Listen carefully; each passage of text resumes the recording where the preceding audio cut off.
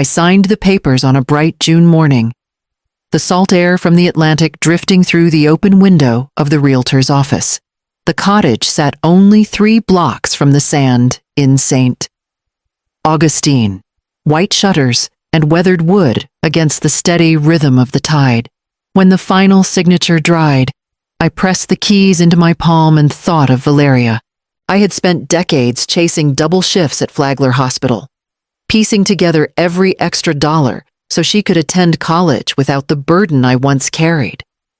The overtime hours, the birthdays I missed, the simple pleasures I postponed, each sacrifice had always been justified by her future. Buying this house felt like the closing of that long circle. I walked through the rooms, sunlight spilling across hardwood floors. I could already hear the laughter of grandchildren running down the hallway, sand still clinging to their legs from an afternoon on the shore. I pictured family dinners with the sea breeze rolling in through the screened porch, my daughter standing in the kitchen, finally able to relax instead of worry. When Valeria first stepped inside, her eyes widened. She touched the banister as if she couldn't believe it was real. "For us," she whispered. I nodded, too full to speak. The house wasn't meant to be mine. It was meant to be love made visible, a place where she could build memories I once struggled to provide. As we walked back out onto the porch, she slipped the key into her pocket. I didn't think twice at the time. It felt natural, almost ceremonial. What I didn't see was how quickly a gift could become a claim, or how easily a door meant for welcome could be forced wider than I ever intended. I came back from the market earlier than planned, the sun still high over the ocean. The grocery bags pressed against my arms, heavy with fruit and bread. When I opened the door, the sound of voices floated through the hallway. For a second, I thought Valeria had surprised me. Instead, I found Lucinda and Daniel in the living room, dragging my sofa across the floor, the legs scraping against the wood I had polished only days earlier. Lucinda looked up, her smile rehearsed. "Corinna, we didn't expect you back so soon." She held a tape measure, already stretched across the space between wall and window. Daniel stood by the dining room archway, his phone out, snapping pictures as though cataloging what would soon be his. Valeria was near the kitchen doorway, her arms folded tight across her chest. She didn't meet my eyes. The silence between us was louder than the scrape of furniture. "How did you get in?" My voice came out steady, though my hands trembled around the paper bags. Lucinda waved casually, pulling a key from her pocket. "Valeria gave it to us. Families share, don't they? We were just checking if the space would work." I felt something cold settle in my chest. That key was meant for my daughter, not her husband's family. My gaze fell on Valeria, hoping for denial, some explanation that would soften the sting. But she only pressed her lips together and looked at the floor. I stepped forward, held out my hand, and Lucinda, after a long pause, dropped the key into my palm. Its weight felt heavier than iron. No one spoke as I placed the bags on the counter. My back turned to them. The tide outside roared faintly through the open window, and for the first time I felt the house shift beneath me, not as a sanctuary, but as a place already breached. When I turned around, Daniel was already asking where they might put bunk beds, as though my silence was permission. The next Saturday, I was driving back along A1A when I spotted a white van parked in front of the cottage. The logo read, "Coastal Locksmiths," in bright blue letters. My chest tightened. Outside, Lucinda stood with her arms crossed, Daniel beside her, pointing toward my front door. The locksmith knelt with a bundle of tools spread neatly on the porch. I pulled into the driveway, gravel crunching under my tires. Heads turned neighbors who had been gardening or walking their dogs paused to watch. Mrs.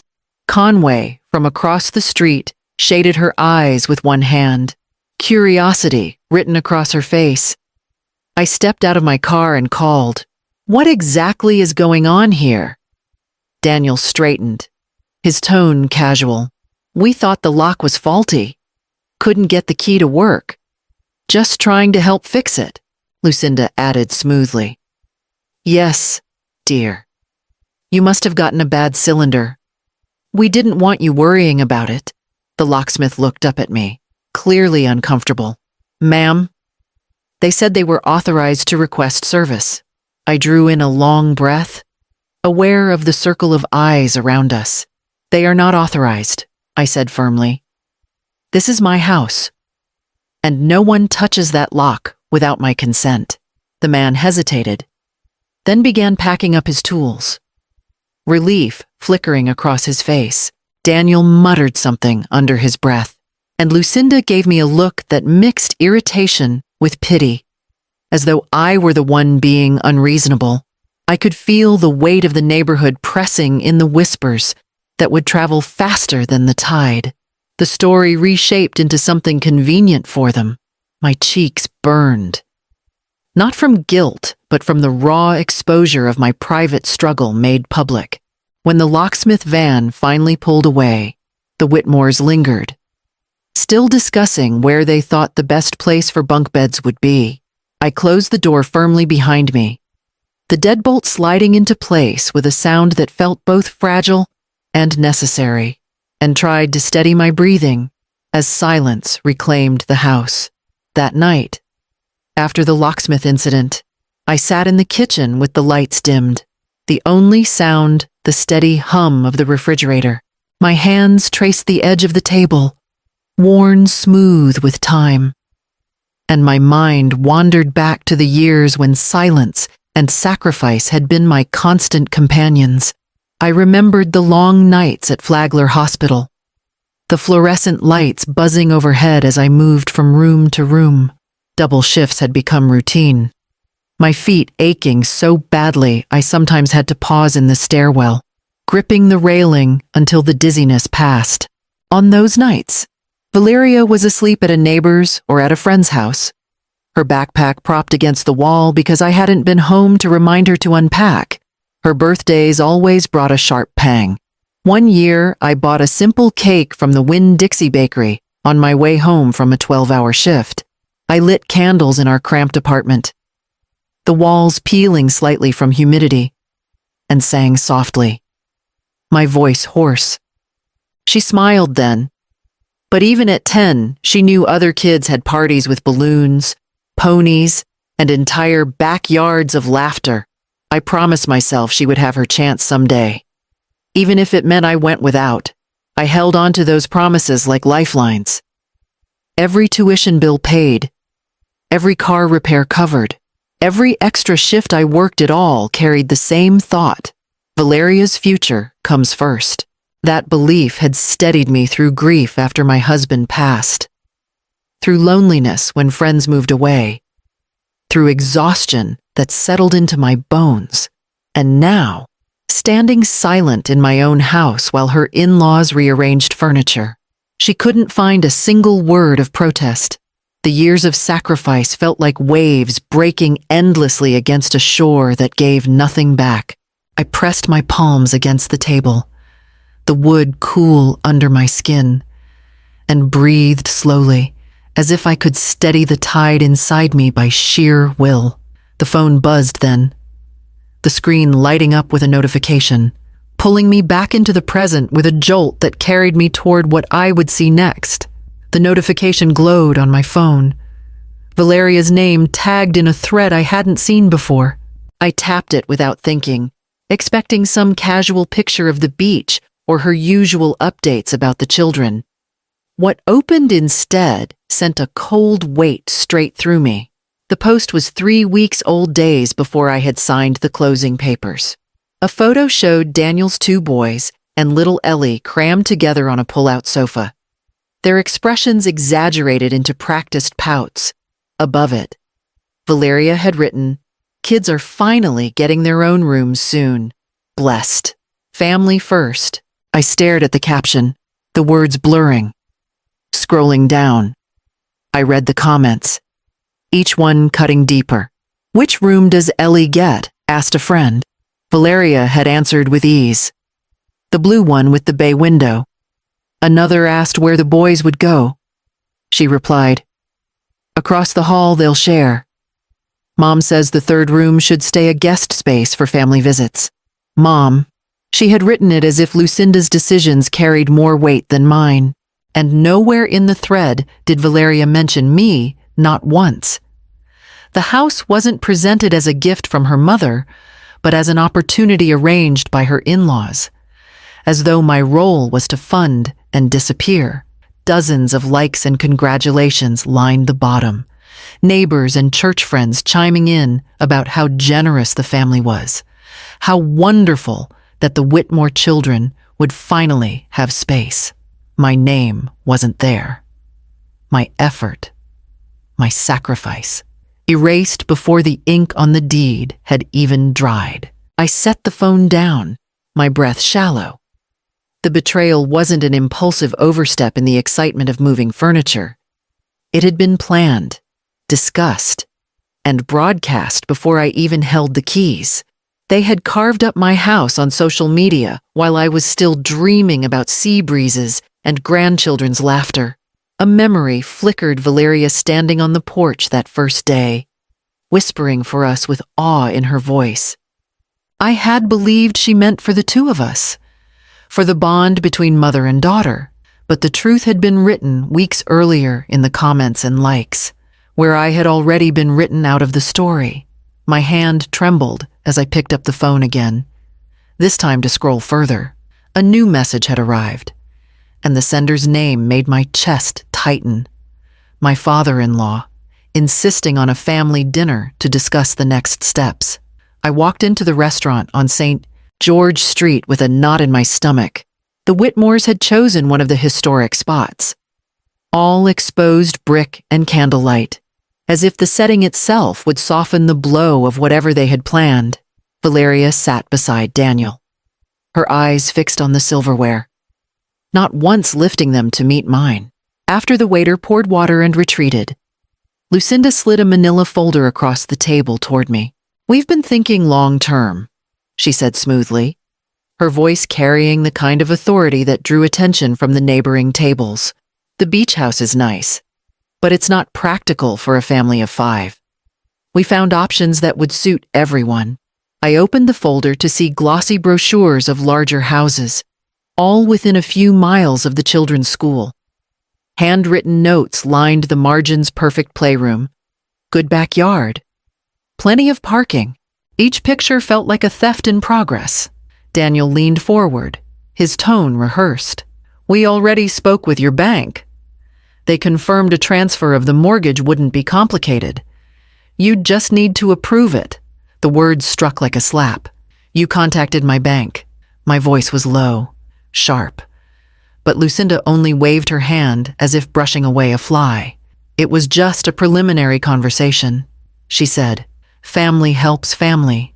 Corinna, you know that. You raised Valeria to understand sacrifice. Why stop now, when the children need space?" The waiter returned briefly, placing steaming plates between us, but the food sat untouched. My appetite had vanished the moment the folder touched my hands. I looked across at Valeria, her shoulders hunched, her gaze still pinned to the tablecloth. She didn't defend me, didn't even attempt to explain. The silence was worse than their words, a confirmation of where her loyalty rested. Lucinda's smile never faltered. "We've all agreed this is best for everyone." I closed the folder and set it carefully on the table, the weight of it pressing against my palms. My heart pounded, but my voice came steady. "This conversation is over." Their faces shifted confusion, indignation, then disbelief as I rose from the table, leaving the brochures unopened behind me, and walked out into the humid St. Augustine night. The night after the dinner, I spread the glossy brochures across my kitchen table. Their notes stared back at me in looping handwriting, as if my life were already penciled into their plans. For years, I had argued, pleaded, and explained myself to people who never listened. This time, I decided I would not waste another word. I opened a new folder on my laptop and titled it Evidence. One by one, I began to gather what I had ignored: screenshots of Valeria's Facebook post, the comment threads where strangers congratulated the Whitmores as if I didn't exist, the messages from the bank confirming someone else had inquired about my mortgage. I even copied the locksmith's receipt, which the man had reluctantly handed me when he realized something was off. The more I collected, the steadier I felt. My hands no longer shook. They moved with purpose, arranging the files into neat categories. For the first time since buying the beach house, I felt a measure of control return. I called Miriam the next morning, my oldest friend in St. Augustine. She listened quietly as I described what had happened. Her silence heavy, but supportive.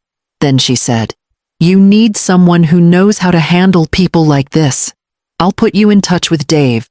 Dave was a local attorney, calm-eyed and practical. When we met in his office, I slid the folder across his desk.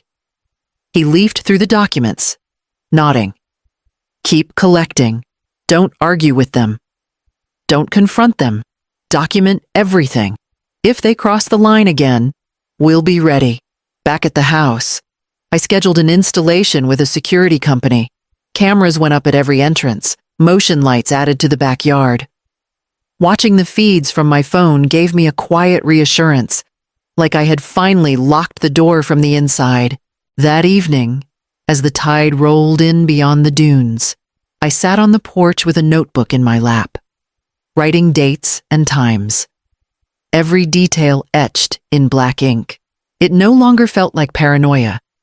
It felt like preparation, and I knew it was only a matter of time before the next intrusion came. The first clip came through on a Tuesday afternoon while I was at work. My phone buzzed with an alert, and when I opened the feed, there was Lucinda on my porch, purse tucked under her arm, eyes darting toward the street as she tried one key after another in my lock. Each failure tightened the lines on her face.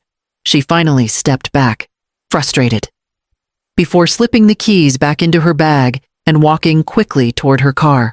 I saved the recording immediately, labeling it with the date and time.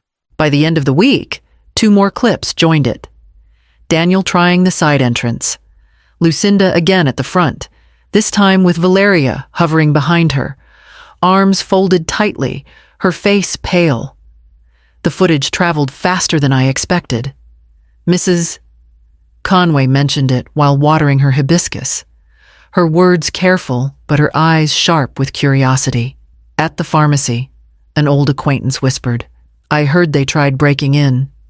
Even my cousin in Jacksonville called, asking if it was true." For once, the story wasn't being told by the Whitmores. It was mine, and the images spoke louder than excuses. At Sunday service, I noticed the shift. A few people who had once nodded sympathetically at Lucinda's complaints now avoided her gaze. One even came to me afterward, pressing my hand and saying softly, "Not everyone believes her." Valeria's silence grew heavier. When she visited one evening, she stood on the porch staring at the sand, her words halting. "Mom, maybe we should talk about a compromise." But the sentence trailed off when her phone buzzed. I caught the flicker of Daniel's name across the screen, and she pressed her lips together, shutting down whatever truth had threatened to rise. I watched her walk back to her car, torn between 2 worlds, and felt the distance stretch wider with every step. Inside, my phone buzzed again, this time with a message summoning me to a larger family meeting. The Whitmores' dining room was crowded that evening, every chair filled with family faces turned toward me. A long oak table stretched between us, covered with neatly arranged dishes no one touched. At the center, Lucinda presided like a judge waiting to deliver a sentence. I placed my folder on the table, the same one I had built night after night.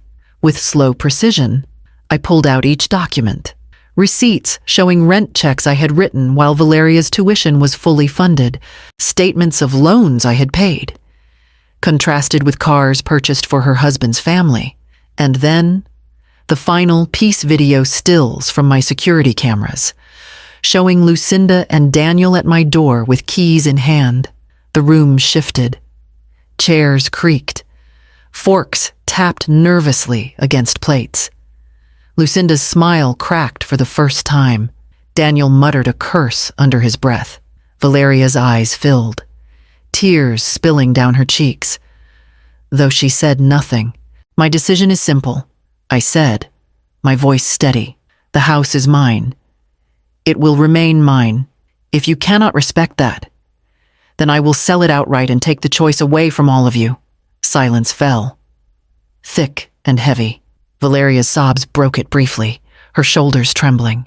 Lucinda's fury hardened her face, and Daniel's jaw clenched tight enough to whiten his skin. No one reached for the folder. No one dared deny what lay inside. I gathered the papers, slid them back into place, and closed the clasp. Then I stood, my chair scraping the wood.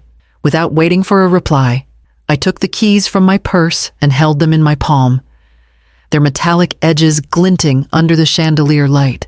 I walked out, each step echoing against the tile, and the door closed behind me with a finality that felt like the tide pulling back before a storm.